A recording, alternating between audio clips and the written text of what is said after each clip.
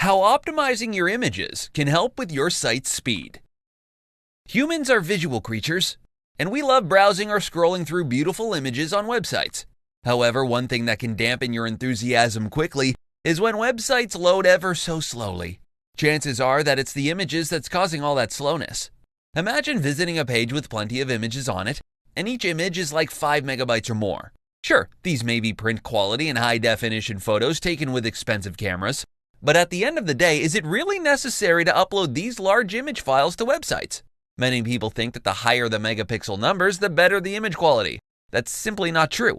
What is true, however, is that the higher the megapixels, the bigger the resulting image file size. Printing images is not the same as uploading it to the internet. If you want an internet-friendly image, you need to optimize it. Optimizing simply means making sure the image still looks good, but at the same time, it's not going to take forever to load. For web pages, the recommended image size is only 1200 by 800 pixels. The suggested maximum is 2000 pixels. You need to find the right balance between picture quality and file size.